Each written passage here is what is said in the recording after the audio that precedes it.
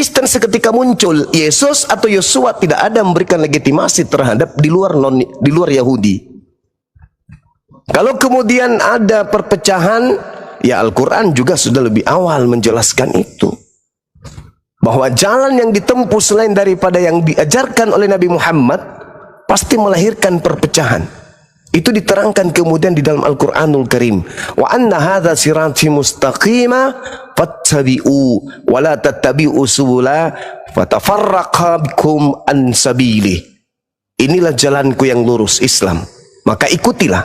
Jangan kamu ikuti jalan-jalan yang lain yang nyata mencerai-beraikan kamu di jalannya. Nah, itu solusinya di Islam. Jadi Islam itu dalam hal ini Nabi Muhammad tidak melakukan penelitian, tidak jiplak menjiplak kitab terdahulu, enggak. Beliau menerima wahyu dari langit, menorehkan kemudian data-datanya, dan kalau hari ini tidak berkesesuaian dengan agama terdahulu, ya saya simpel, karena agama terdahulu itu tidak ada hubungannya dengan pewahyuan yang datang kepada Nabi Musa, dan tak ada hubungannya dengan pewahyuan yang datang kepada Nabi Isa alaihi salam. Agama yang muncul sebelum Islam ya adalah agama yang mengklaim diri mereka sendiri, sibuk sendiri. Hanya dari hasil penyelidikan, penelitian, mereka membuat kemudian buku-buku, lalu buku-buku mereka itu dipilih dan dipilah. Lalu kemudian sekte-sekte menggunakan buku-buku itu sebagai pilihan untuk dijadikan sebagai kitab suci. Tapi apakah ada legitimasi dari Yosua Hamasiyah kepada mereka? Tak ada. Mereka penumpang gelap, sekte apapun itu.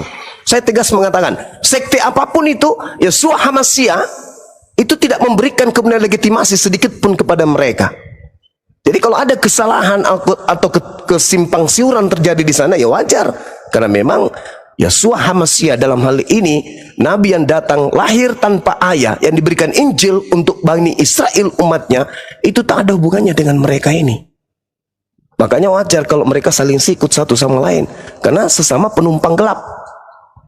Nabi Isa atau Yosua menurut saudara Romo itu tidak mengenal Kristen, sekte apapun itu. Dan saya jamin pendeta, pastor atau apapun titelnya yang tertinggi di dunia ini tidak akan bisa memberikan legitimasi dari Yesus kepada mereka. Nggak ada itu. Nggak ada.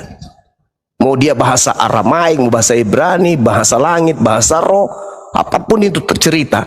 Yesus yang adalah Yosua Hamasiyah, yang adalah Isa dalam pandangan Islam, tidak mengenal non-Yahudi.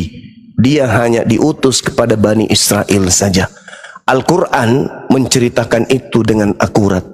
Wa isqala Isa bin Maryam ya Bani Israel inni Rasulullahi ilaikum. Yesus di dalam kitab yang muncul di Indonesia ini, ya meskipun itu terjemahan yang sudah didaur ulang, tetapi faktanya di situ terang dikatakan kesaksian Yesus dalam Yohanes 5 nomor 37, kesaksiannya yang paling tertinggi di antara semua kesaksian. Dia diutus hanya kepada domba yang hilang dari umat Israel, dan posisinya memang hanya utusan kepada Bani Israel. Mau dirubah lagi dengan mengatakan nah itu masih itu palsu, itu mereka karang sendiri, yang benar adalah kitab kami. Tapi yang pasti oknum tersebut hanya untuk Bani Israel, bukan untuk orang Makassar, bukan untuk orang Jawa, bukan untuk orang Toraja, untuk Bani Yakub saja. Demikian.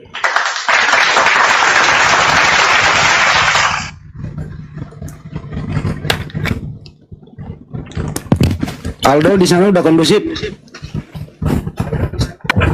Ya sudah. Ya, silakan. Ya, agak kepotong. Ya, apa yang disampaikan Pak Juma tadi ada yang perlu kita pahami itu sebagai sesuatu yang betul ya, fakta. Antara Islam sama Kristen itu tidak nyambung. Sebenarnya nggak nyambung. Ya, karena nama Tuhannya aja berbeda. Di dalam kekristenan, naskah-naskah kami itu ada banyak ya teman-teman. Ada ratusan dokumen, nah manuskripnya itu ada ribuan. Di dalamnya tidak ada satupun nama Allah. Tidak ada. Yeshua tidak pernah menyebut Allah. Jadi yang Yeshua sebutkan itu adalah Allah. Allah itu kalau diterjemahkan ke bahasa Arab jadinya ilah. Diterjemahkan ke dalam bahasa Indonesia jadinya Tuhan. Bukan Allah, bukan Allah. Nah, ini ada kesalahan di dalam penerjemahan yang dilakukan oleh teman-teman LAI sehingga memasukkan terus nama Tuhan Islam ke dalam terjemahan bahasa Indonesia. Nah, kalau kita merujuk kepada aslinya, sama sekali tidak ada. Jadi betul, antara Kristen dan Islam itu memang berbeda ajaran, karena ini beda agama. Tuhannya sendiri berbeda. Bagi teman-teman Muslim pasti meyakini satu-satunya Tuhan adalah Allah. Yang lain itu bukan. Yang kalian yakini sebagai Muslim adalah Quran. Itu yang nomor satu kan. Itu pasti. Nah, kami ya sebagai umat Kristen, ya, saya menghormati apapun yang kalian ajarkan, termasuk kalian bilang kalau tadi kami nggak punya sanad. Itu saya hargai. Itu muncul keluar dari perkataan Pak Zuma karena Pak Zuma belum mempelajari silsilah kami gitu.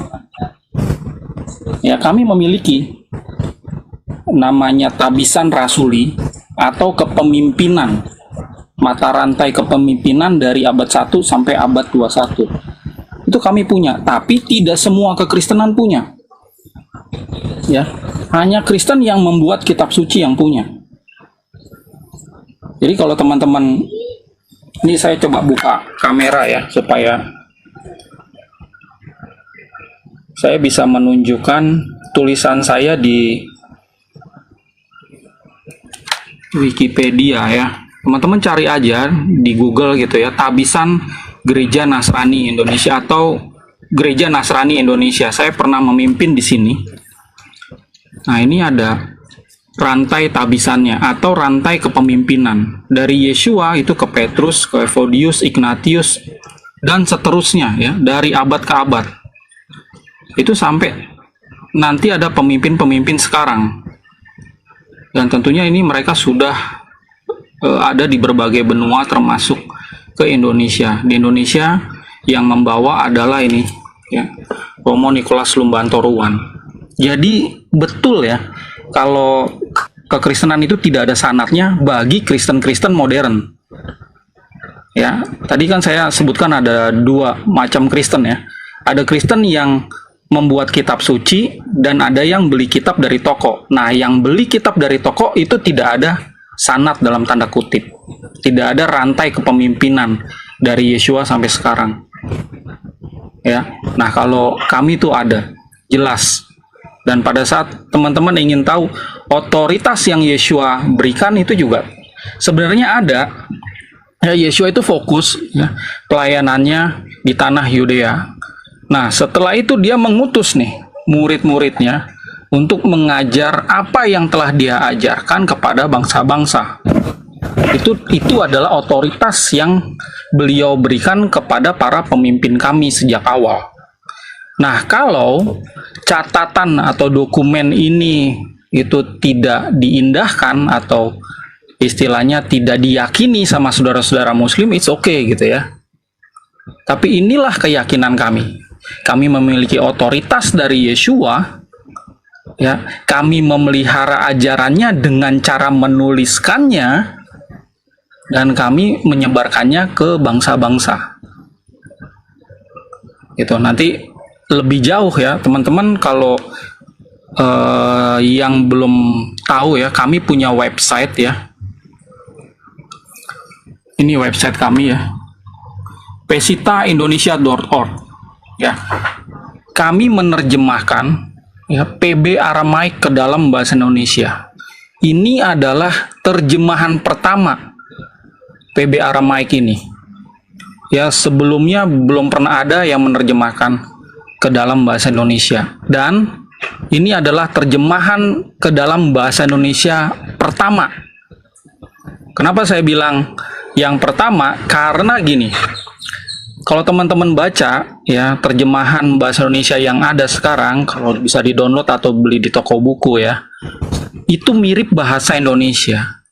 Tapi para penerjemahnya belum menggunakan kaidah atau aturan tata bahasa sebagaimana dilakukan oleh para penerjemah di Indonesia. Makanya banyak kesalahan pada saat menerjemahkan ya, apalagi LAI. Ya, mereka tidak ada penerjemahnya yang punya kompetensi bahasa Indonesia, tapi mereka menerjemahkan ke dalam bahasa Indonesia. Masuklah di situ nama Tuhan Islam, Allah yang ditulis Allah. Nah, inilah yang membuat ya sering dispute ya antara sebagian Kristen ini sama teman-teman Muslim dan juga di kalangan Kristen sendiri. Jadi kalau teman-teman ingin tahu yang aslinya bagaimana, kami sekarang ini sudah share secara cuma-cuma terjemahan kami. Ya, ini ada 4 kitab Injil kanonik, Matius, Markus, Lukas, Yohanan, yang kami sudah selesaikan. Teman-teman bisa kunjungi dan bisa download sendiri, baca sendiri, lalu analisa aja. Di sini teman-teman bisa lihat sebenarnya dengan ajaran Islam itu saya bisa bilang ini tidak ada kesamaannya. Gitu. Oke, itu aja dari saya.